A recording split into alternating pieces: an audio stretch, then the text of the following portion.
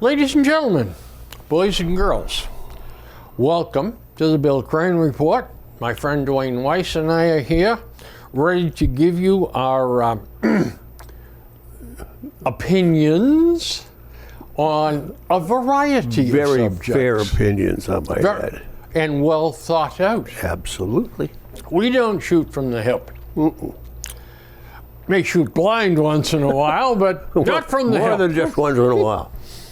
One thing I want to talk about just briefly before we get rolling is I want to take a Bill Crane Report special shout out to Sarah Ward, who recently was appointed as the full-time librarian. Okay, I don't know. Boss librarian. Mm-hmm.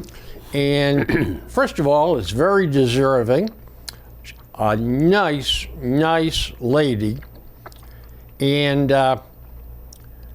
it's amazing that the town managed to figure out that she would be a dandy choice. That's a step in the right direction. Yeah, I mean, I'll tell you that. Some of their other moves have been puzzling. However, this is a home run. Good. Stop in, say hi to her, and congratulate her. She's a good kid. I know I started using the library again, Yep. and I found it to be very helpful. Doesn't hurt at all. No, they're very helpful in there. Yeah, I couldn't, of course, being a dumb old fart, computer illiterate, I tried to use that. I tried to use that sales to reserve a book. Mm-hmm. I didn't even know what the hell they were talking about, much less filling out the form. So I asked him, I said, well, how do I get this? She said, well, what do you want?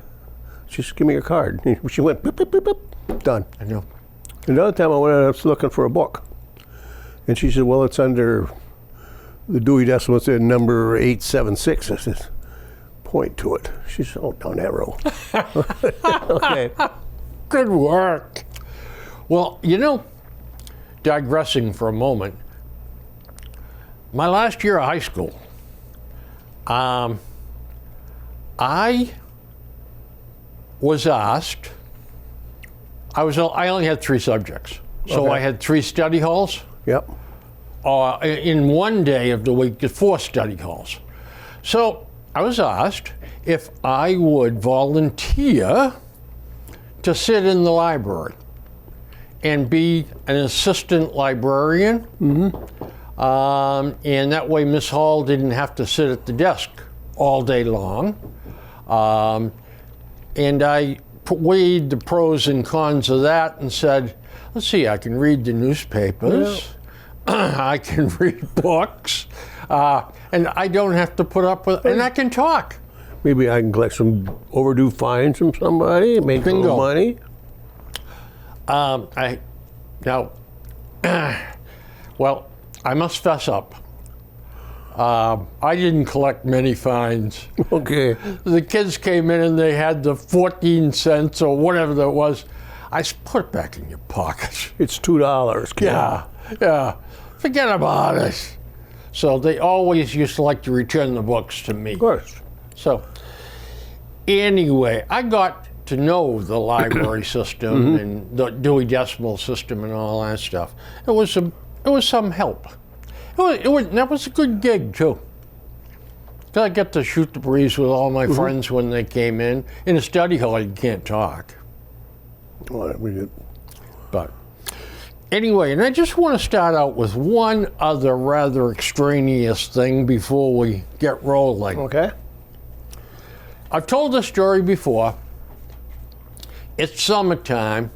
It's time I told this story again. Oh. I don't think I ever laughed.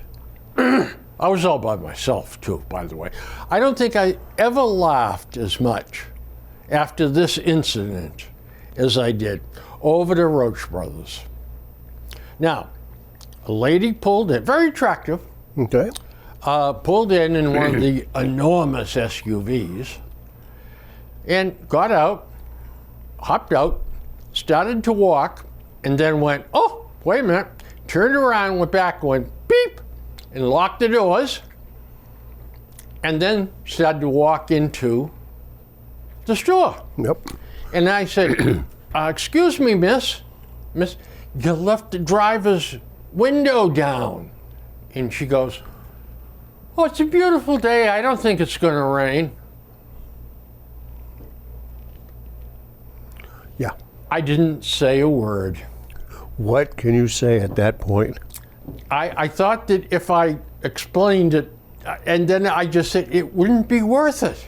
No. This is too good to be true. Oh, and she put a big smile on her face and walked off. I thought she said was going to tell you, well, I locked it. God almighty. That's an oldie, but a goodie. Yep. Well, I have some stuff, a lot of stuff. You know what I'm going to do, Dwayne? What? I'm going to start off, before I get into miscellaneous stuff and stuff, I want to start by revisiting for 10 minutes or so. Okay. I want to talk about what we've been reading lately. Oh, okay. Because I left out a lot of stuff. So I just thought I'm not going to be too deep about this, folks. And by the way, listen to what I have to say, but don't try to write it down. If you want a written copy, call me at home. I'll send you one in the mail, or I'll email you one, or drop a note to this place, or call this place and ask for Bill Crane's list of super books for you to read. Okay? So I left quite a few off. So let me just finish up by saying James Lee Burke is a very good mystery writer. He writes about New Orleans and Baton Rouge, Cajun country. And his nom de plume is Dave Robichaux. Yep. Dave's quite a guy. Yep. He's so descriptive on his books. You can almost smell the swamps. Exactly. He talks about sitting on his back deck or sitting on his deck, and you can hear the animals in the background, and the frogs and all that kind of stuff. But I noticed they hardly ever got bit by mosquitoes. Once in a while, I'm trying to remember whether there was mosquitoes down there or not. In Germany, there was no mosquitoes. None. We never had screens on the windows in Germany. In Texas, they'd have carried you away. Yeah. But they had great big horseflies in Germany. Oh, jeepers. But they were benign. They didn't bite? No. Oh. You could reach out and catch them in midair. They were so slow moving. And then just throw them on the ground, and that ended their miserable existence. Some of them things can really bite. They can. Boy, the horseflies in this country, yowza. On Narragansett, on Rhode Island, Narragansett Beach down there. Yeah, nice Narragansett beach. Bay, yeah. And they must have been just coming out because, they got us for 30, 40 times. And every time they'd bite. Yep. Nasty critters. But you know what? I have not gotten bit by a mosquito yet this year. And I have seen, I don't know, maybe a half a dozen or a dozen. Maybe they've gone south for the summer. Or gone north. It's dry enough that their populations are decreased. Snow puddles and swamps to lay their eggs in, yeah. Well, I'll tell you what, that's about the only good thing about this dry summer. Another author that's good is Robert Crais, Crais. And he writes about Elvis Cole. I don't think I've read him. His stuff is pretty good. John D. MacDonald is the author of the Travis McGee series of novels. There's 22 of them, and they're entertaining. They're not suspenseful or spellbinding, but they're entertaining. Reading at the beach, or, on a summer's night out on the porch. Not bad stuff. John O'Hara. Yep. Now, he's the master of the American short story. I picked out his 3 best compilations: The Cape Cod Lighter, The Hat on the Bed, or The Horse Knows the Way. I think the library's got them all, but if they don't, ask them for, what his short stories are, and they'll point you in the right direction. He's a great writer. Robert Harris wrote 2 great novels, Fatherland and Munich. Both of them excellent. Bill O'Reilly in his series, The Killing Series. Killing Series. What's the latest one? I just saw something about that one. That one I haven't read yet. Yeah, it's Killing the Mafia? Killing the Wise Guys? Something like that. Something like that. Yeah. But if you haven't read any of those Killing series, they're really worth reading. Start with Killing Kennedy. Yeah, that's. I think that was the best one of all. You'll learn a lot from his books. He researches a lot. And the chapter about Kennedy and women, unbelievable. Yep. Unbelievable. Yeah. In the pool at night. Yeah, with Fiddle and Faddle. Yeah. Yeah. William Shirer, The Rise and Fall of the Third Reich, and Berlin Diary. 2 great books. Rise and Fall of the Third Reich is about Nazi Germany, and it traces it from the beginning to the end. Not in the greatest depth in the world, but it gives you the whole picture of World War II. Unless you're a real astute historian, you don't want it in great depth because it gets so This bogged down. is a good one to start with. Yep. I mean, it's 1,500 pages, but there's numerous chapters, and he breaks it down well so you can stop at a certain chapter, go on to the next. He does it well. It doesn't leave you hanging from chapter to chapter. Dean Koontz, I've Koontz. a lot of his stuff. His early stuff was good, really good. Midnight, Watchers, Phantoms, Whispers, Servers of the Twilight. I thought those were great books. Yep. Now he's writing per the word. He's getting paid by the word. Yeah, you can tell. Yeah, he's checked out. Yep.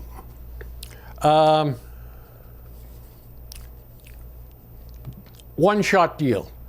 The Body Snatchers from 1955. Yep. Let me tell you, if you enjoyed the movie, this is a case where the book is only about 4 times better than the movie. Yeah, that happens. Yep, it does. Because certain books don't translate well into That's the movie. right. Jack Finney, Finney, The Body Snatchers. Michael Crichton, another good one. The Andromeda Strain. I think that's his best. Yeah, they're they're classics. The first half of that book is so good that even though the second half was good, it just paled in comparison to the first half. The Andromeda Strain. Of this genre, the horror stories, Dan Simmons wrote Summer of Night. I got to tell you, it is the best book of this genre that I have ever read. Summer of Night, Dan Simmons. And I dare you to read it late at night, alone in the house with the storm swirling outside. Yeah, I've had a couple of those. Yeah. You just say, ah, and throw the book in the air. The first story I ever came across Stephen King was, it was about his brother died, this little kid and his brother died, and he came back as like a vampire. And he's scratching on the window because he has to be invited in. He's scratching on the window, let me in, let me in. We lived in Brockton at that time. I'm on the couch. There's a rhododendron right behind. The wind is blowing, and that rhododendron is flapping on the window. I put that book down and went upstairs and read it in bed next to my wife because I couldn't. It was scared the hell out of me. And I had never read any of his stuff before, and I said, "Oh my God!" You could just feel like shivers go down your back reading it.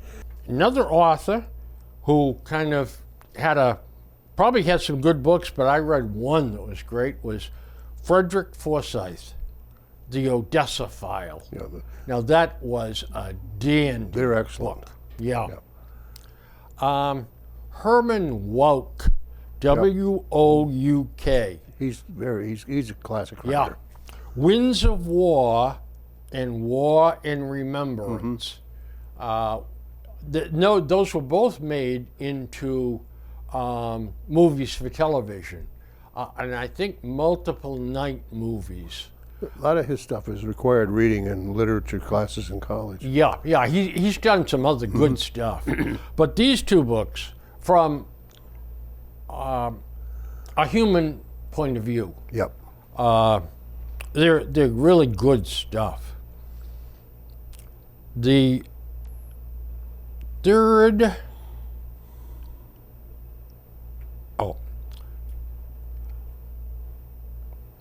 Willie Heinrich, Cross of Iron and Crack of Doom, World War II from the German perspective. If you ever wonder what combat was really like, these two books are about as graphic as it gets. In Cross of Iron, have you ever read that? I think I have. Did you ever understand the ending? No. No. I remember that. Drives me crazy. So, folks, if someone has read The Cross of Iron and would like to explain the ending to me, the last page, I'll be all ears. Yeah, there's several books like that. Yeah. There's been some movies, too, that left you hanging. The Third Deadly Sin by Lawrence Sanders. Now, we mentioned Lawrence Sanders earlier when we talked about the McNally books. He also wrote an awful lot of other detective books. This is my favorite of the rest of the bunch that he wrote. Very, very well done. The McNally books are really entertaining. Are they ever? It's not just the mystery involved.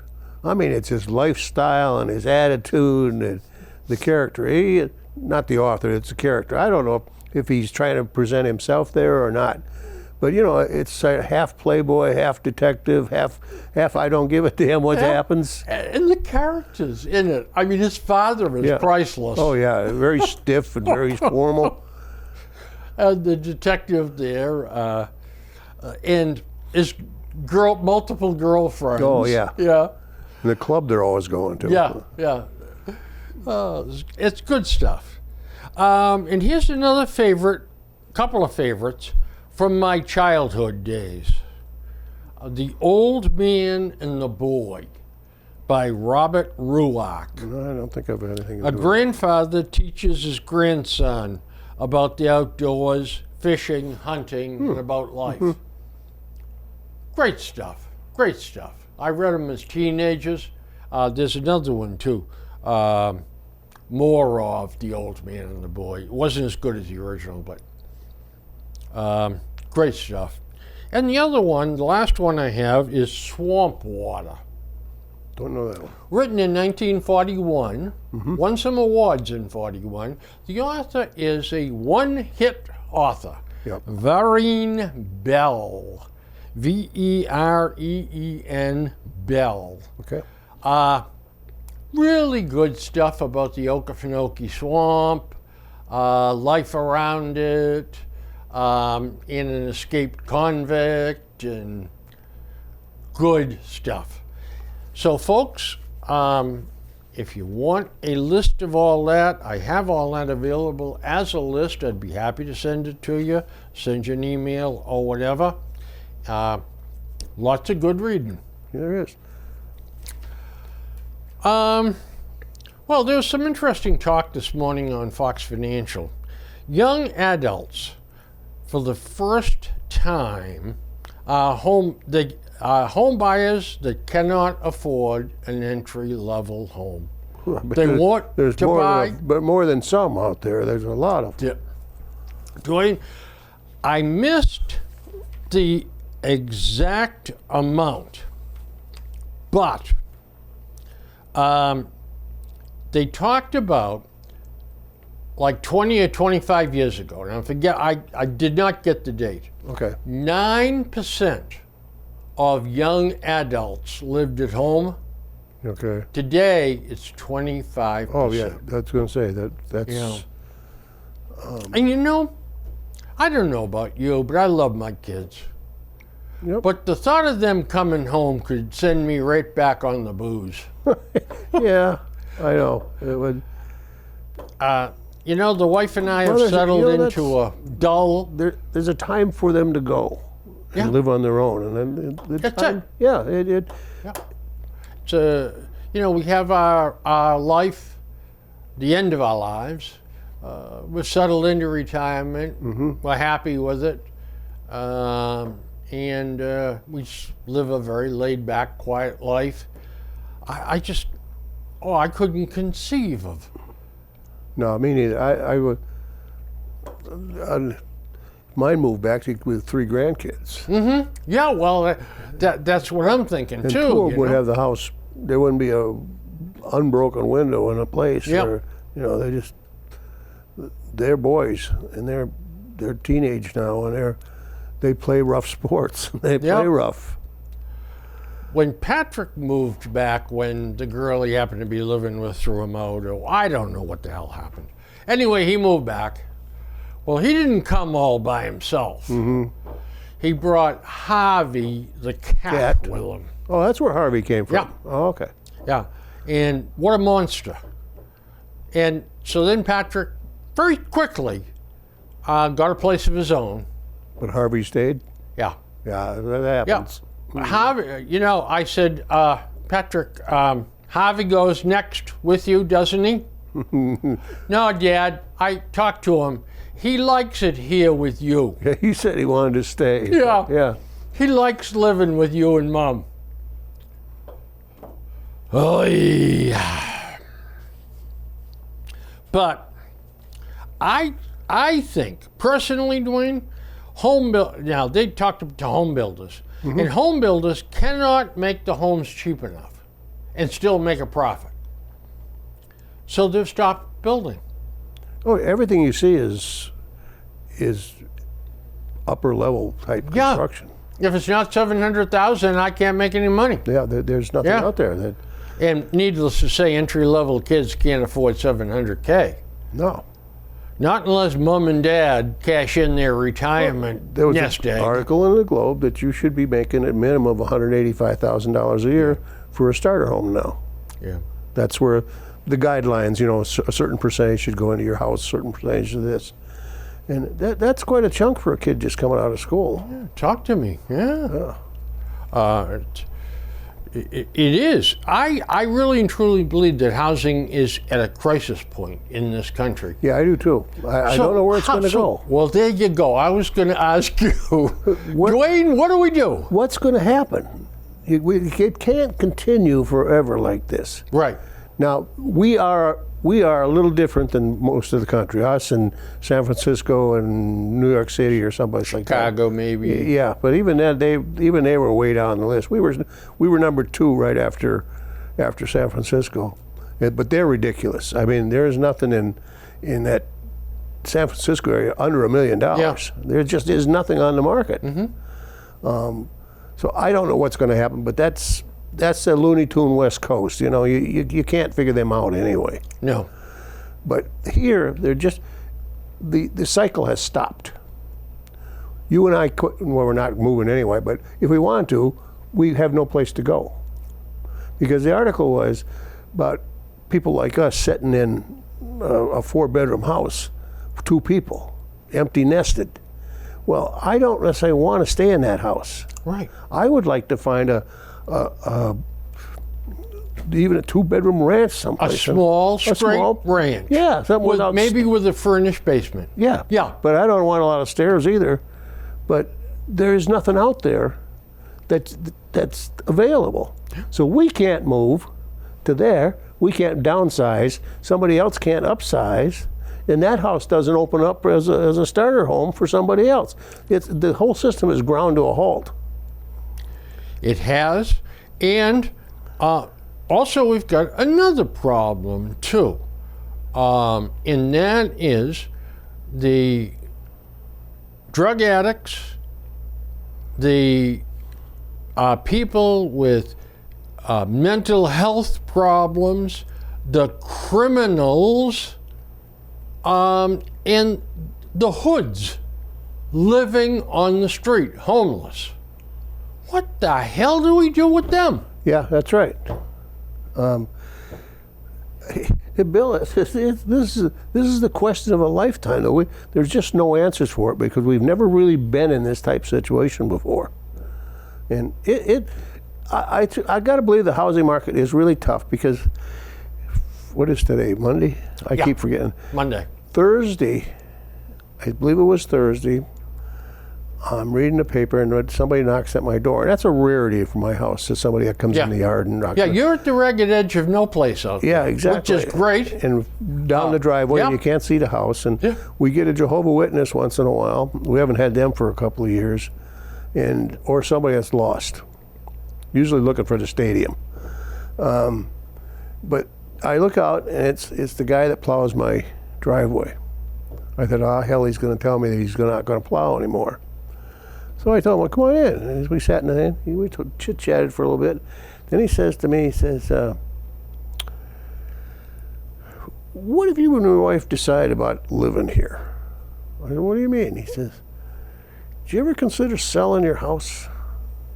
I said, no, I got no place to go, just like he said, if you decide that you're ever going to sell, call me first. He owns all the land around there. The lot that I'm on and all the houses on 115, that was all his land. They live in Rentham. And he still owns the stuff in the back, way back in the woods. Yes, and he needs access to get back there. Yes, he does.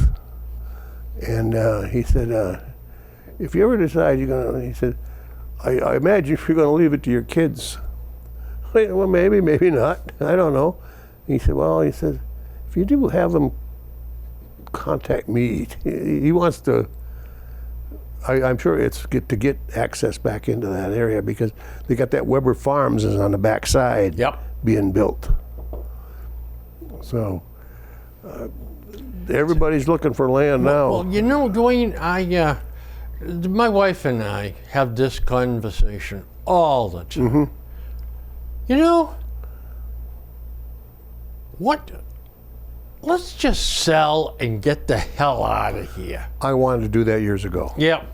But it all comes back to, our family is here. The kids are here, the grandchildren are here. That's exactly what I get to. Yeah. Yep. I mean, I get my sister and my brother-in-law on one side. The next house up is my other sister. And I'm set in my ways, But we don't use that house. No, I know. We sit in the kitchen, or what we call the family room, where the den, the TV is in there, and that's where we sit and read and watch TV. And take a nap in a chair. Oh, and then nights. Yeah. You use the bedroom. Yeah, we got one bedroom upstairs, which is our bedroom. Mm-hmm. And it's got a bath off of that, and then there's another bath in the hallway. And there's 3 other bedrooms, and one I made into an office. The other 2, once a year maybe, if we get company. Maybe not even that. And that's it. And the 3rd room, which was Craig's room originally, I don't know, God, everything, you got it in it, stick it in that room. We don't even know what's in there anymore. Yeah. Our living room and our dining room, we haven't eaten in that dining room since a year ago Thanksgiving. Yeah. We don't use it. It's a shame I still don't have Harvey. Because that would be ideal for him. He could have a room to his own. That's right, he could. Well, my cat, when we had cats, he didn't take his own room. He wanted our room because he slept with me, and Monica, My two sons, in the middle. Patrick and Peter, live together. Patrick Okay, owns that's the right. condo. Peter pays rent. They live together. So they got kittens not long ago. Well, they're having a lot of fun with the kittens. But the kittens have a few challenges for the boys. They found some styrofoam the other night. And there are bits and pieces of Everywhere. styrofoam everywhere. Wait till they find their toilet paper roll. Oh, yeah, they've got that too. They got it all shredded and be piled Yep. of toilet paper all over. Or the back of your couch. That's another one mine The female targeted. scratches at Patrick's door. Yeah. Patrick gets up, lets her in, but she doesn't want to stay in his room. She comes in and then goes back out again. So he finally gets up and closes the door. He's right back at the door again. So what he's finally figured out is he has to leave her alone, and she sleeps half in and half out of his room. Yeah, they get these little idiosyncrasies, and there's no reason for them. Yeah. But they consistently do that. He's lucky, though, because our last Siamese could figure out how to open doors. Oh, beautiful. Jumping at the knob. You could hear him thump, clunk, thump, clunk. He's jumping up and hitting that Handle. doorknob, and finally he would get it. It would take him sometimes 10, 15 minutes, but he was persistent enough. If you shut the door on him, he's going to get out. So, I don't know. What the devil do we do? Let me ask you this. Let's back into it this way. After World War II, Yeah, there we was, built Levittown. that's right. Outside of New York, it That's was right. Long Island there. Yeah. Yeah. Hundreds of two-bedroom ranches. Yep, exactly. Or there were some capes too, I Yeah, think. he had a cookie cutter Yeah, design, and he but just went but one after another. Just one after another on small lots. Mm-hmm. Is that the answer? It could be. Yeah. But how see- about trailer parks? The problem with trailer parks is Yeah. what we're reading Whoosh, again. Boom. Oh yeah, well they got a big target on them for storms, but somehow that industry got a little on the whack side. They bring their own domicile in, but they rent the land. Yep. And now they're finding out they're at the mercy of whoever owns the land underneath the trailer. Yeah. Well, they don't like calling You know, trailers. in the they're beginning, manufactured homes. I guess. in the beginning, that's a great idea. Yeah. One guy owns a huge tract. He puts in a huge septic system.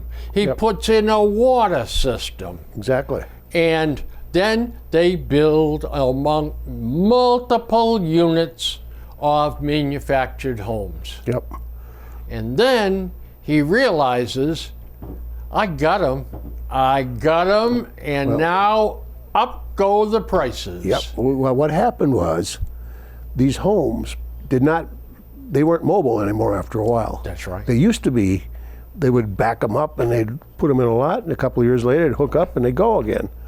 Now they're even not manufactured to be moved after they put down. They put them on a foundation. Yep. It's like a regular house now. You can't move them. Or on a slab. Or on slab. Yeah, yeah. exactly. Yeah, and then the costs. And then, of course, the towns are heartless, too. Oh, wait a minute. We're leaving a lot of tax dollars on the table here, so they ratchet up the taxes. And before you know it, the people are paying just as much for one of those as they Exactly. are for a home. Yep. We don't see as many of these manufactured trailer parks, or whatever you call them. There are some parts of the country where that's the primary South domicile. South Carolina Yeah.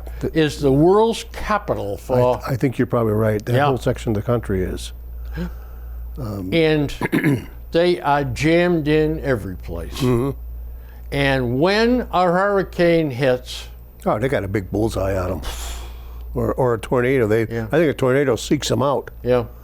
But you know, one of the things we could do, all right, and let's take a state, perhaps like West Virginia. Yep. There's areas of West Virginia heavily populated. There's other areas of West Virginia Very well. Yep. yeah, that are Still wild. that are still country. Yep. And the climate there is temperate. Mm-hmm. You could buy up huge tract of land and put in 1,000 homes. Yeah. Yeah. And the government would have to do it, obviously. Oh, they'd do it through a private enterprise, but yet the government would end up paying for it, Right. and then the politicians would all get digs out of it. But we could do that, but the people that move in, the young people, the 28-year-old newlyweds, where the hell do they work? That was just my next point. Yeah. What are they going to do when they get there? And you've got to build roads. Yep. I mean, if you put in 1,000 units, Oh, my you God. better have some access roads everywhere. And that impacts the next marked routes that are 3, 4, 5 miles away as they try to get to where Yeah. they need to go. And then, of course, the town is faced with tripling the size of the fire department, tripling the size of the police department, tripling the size of the schools, so the towns don't want to do this. So the taxes are high enough now as it is, you know? But here, you and I see the problem. We are not expected to have the answers because we're not in that business. That's not our forte. But yet, like today, or over the weekend, today, there's an article about 10 towns in Massachusetts that's banning fossil fuels in any new building. That is going to raise the price even higher for that domicile, Yeah. and it's going to exacerbate the problem, not help it. That's right. You're exactly right. So here we are, a couple of dummies like you and I thinking, well, what are we going to do? And they're just doing the opposite. Do you know that you and I have been doing this show for, I don't Quite a know how while. long, quite a while. Yeah, Maybe 5, 6, 7 years. yeah, it's been a while. We've talked about subjects, far-ranging subjects. And we've talked about subjects like these. Yep.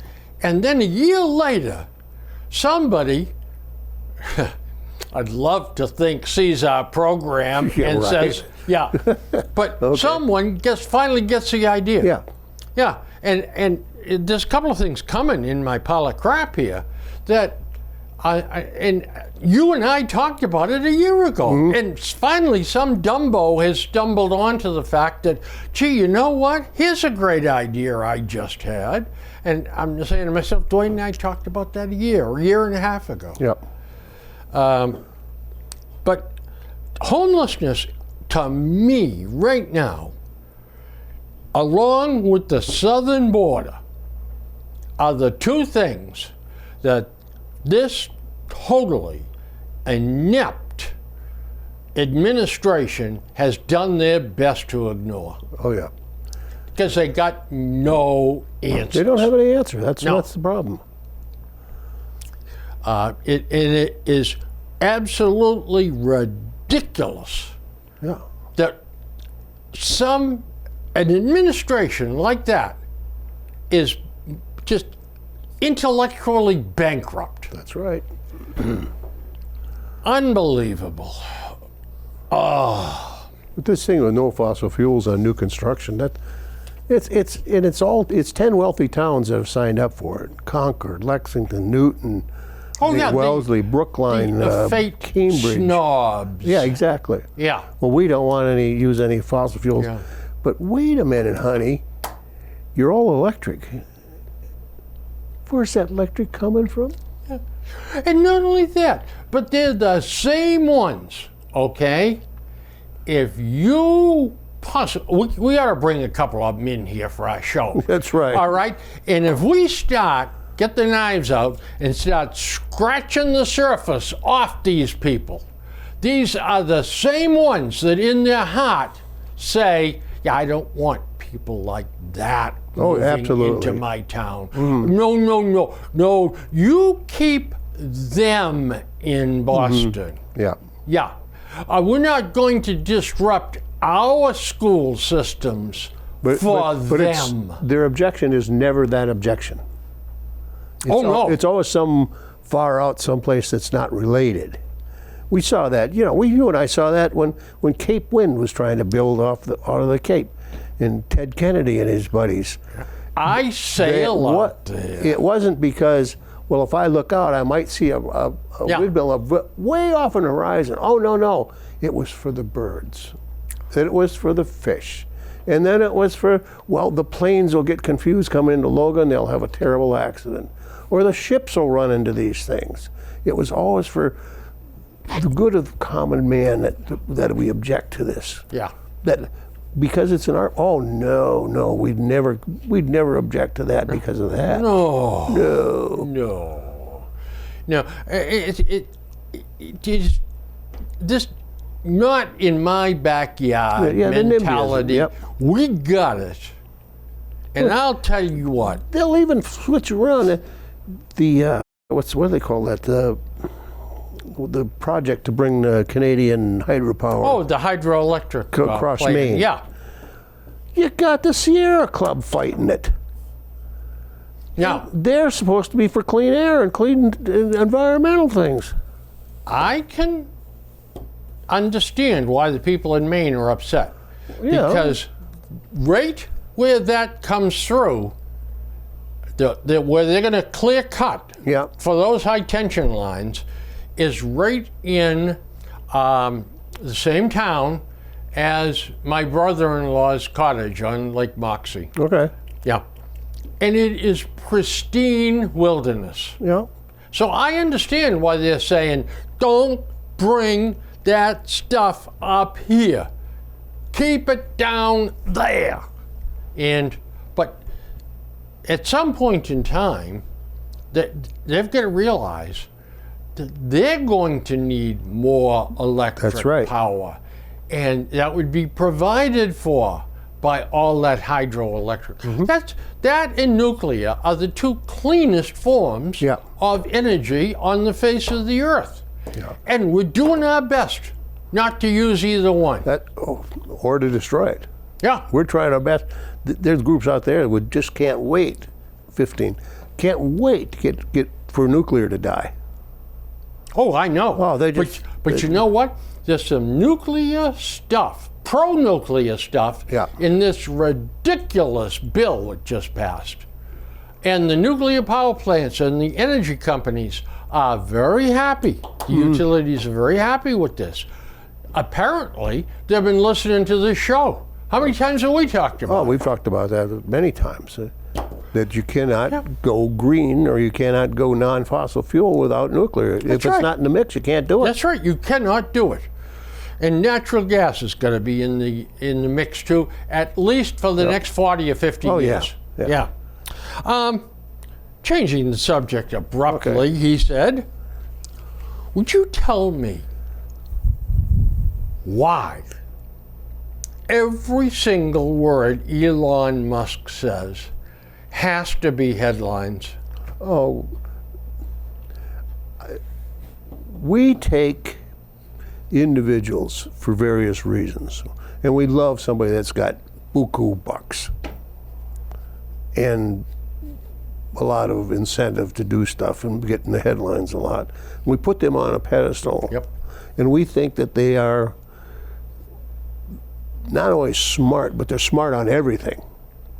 We even do that with dummy Hollywood people. Oh, yeah. They don't even know they can't even tie their shoes, but if we quote them and they say this, and they're the lead expert on this. It's I don't know. The last people in the world we should be asking their opinion of are the empty-headed plastic people that make movies or something. Their only talent is the ability to remember lines or read them off a prompter. Read a couple of lines, pretend you're something else.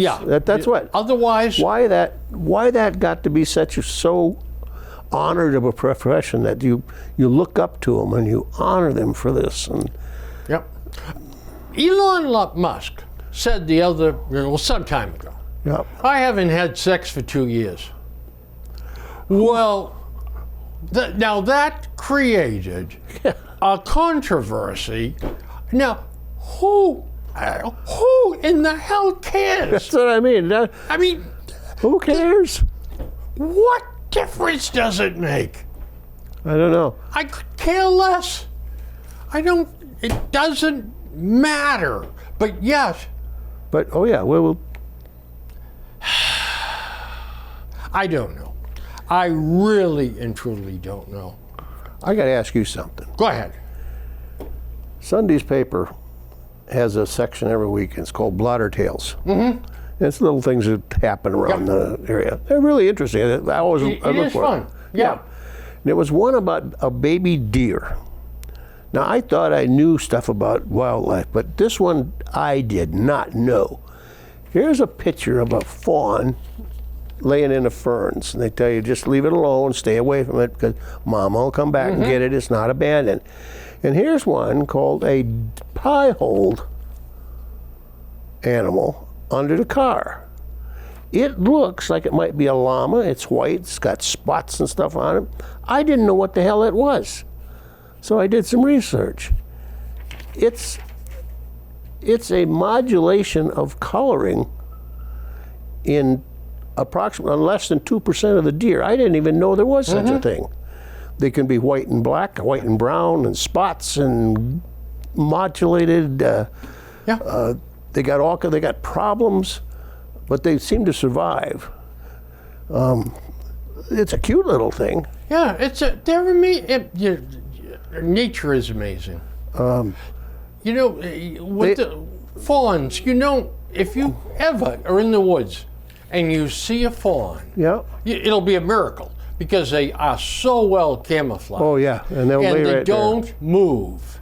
And you know what is amazing is they, for some reason or other, emit no scent. there. That's right. They are scentless. It just shuts off so that predator animals cannot find them by their scent. These piebalds, it's Piebaold. They have usually a nose with a curve in it. They have an overbite. They have short legs, and they suffer from spinal cirrhosis, Wow. scoliosis. Yeah. But yet they seem to live fine, and they are accepted when a deer herd up. They're accepted in the herd. Well, And the most likely place to find them is upper state New York, in the Finger Lakes. But they're showing up now. There's somebody in Chelmsford had one under their cars laying there. God, now everybody in every town around will want one. Oh yeah, absolutely. But I thought it was another species. It's But it's out of the 28 million deer that we have, less than 2% ever it's are an ever. anomaly. That's exactly what it is, and it has to be. The parents both have to have the recessive gene, and then there's only a 1% chance of that. Yeah. Happen. But you were talking about the little fawn. My cousins on the farm found a fawn. Unfortunately, they found the mother too, dead, Yeah. and she had been hit by a car. Oh boy. And on a country road, and they found this thing when they were going to combine, and just happened to see something ahead in one of those big 8-row headers, that taking grind and everything, or that poor little thing would have been picked right into the machine. And they stopped, and they found the mother then laying not too far away, and they said, "Oh, geez." So they took it in and bottle fed it and everything. And they weren't allowed to keep it, but they couldn't give it up. It was so cute, and it got to be a pet. They kept it in the barns and stuff, and then of course, you tell people about it, and people look at it, and then game warden found out. Yep. And showed up one day and says, "Can't do that." And it was just before hunting season, and they were so worried about that because it was so, Yeah. Yeah. it would sit in your lap, and when it was little, it bonded. Yeah. And maybe they shouldn't have bonded it. It's like when you get kids. yeah, you that's know? exactly what happened. Yeah. But Probably get shot. oh yeah, how could it not? If Yeah. you see you in the woods, it's going to come up and follow you. Sure. Yeah. Oh, that's something. I could ask you a question. Yeah.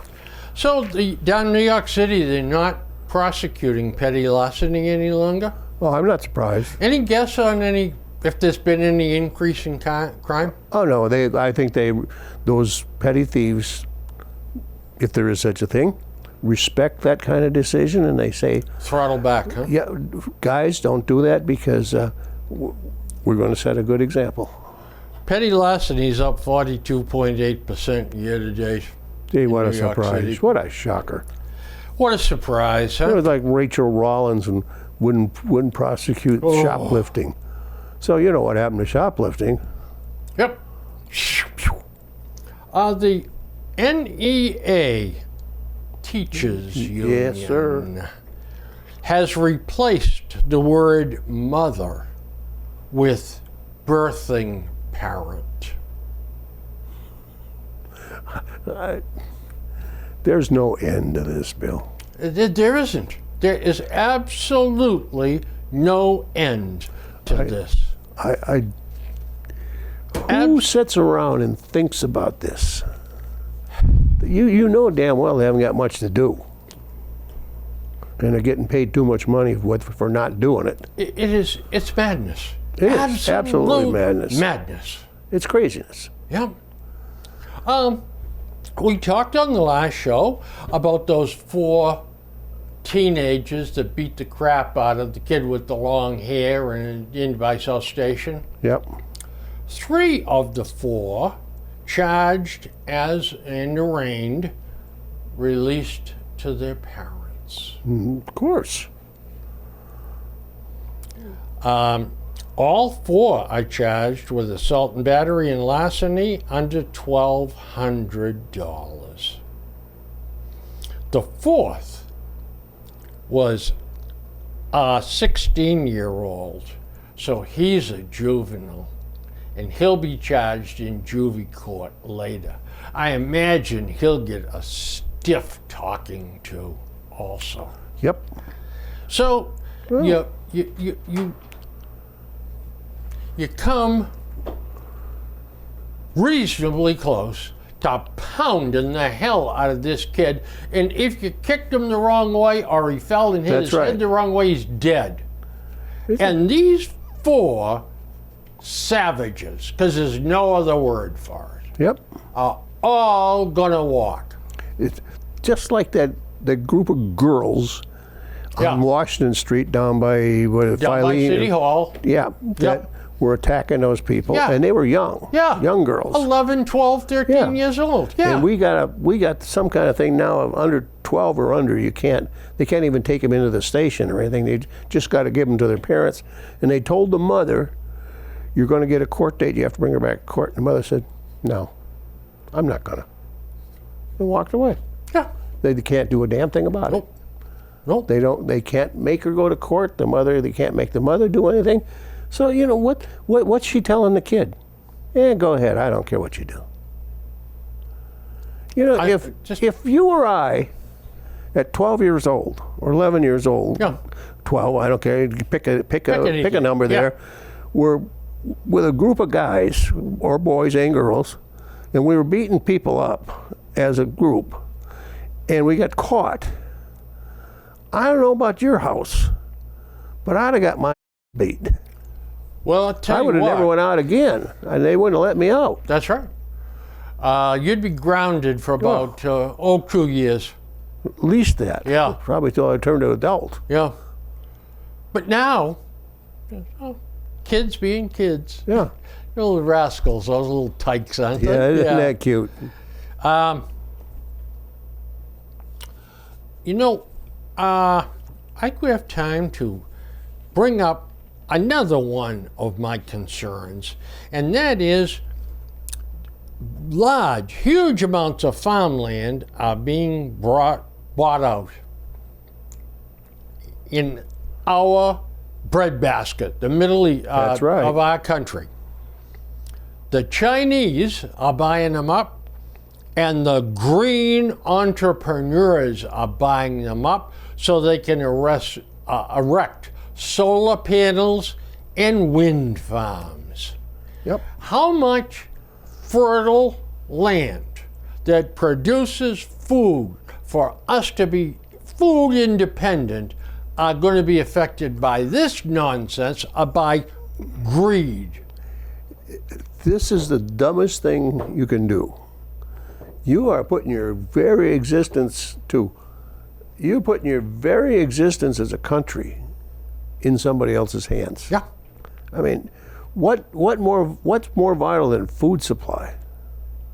You know, And our energy. We don't do anything about that either. too. But, I mean, you don't have to go to war with somebody. No. Just control their food supply. Absolutely.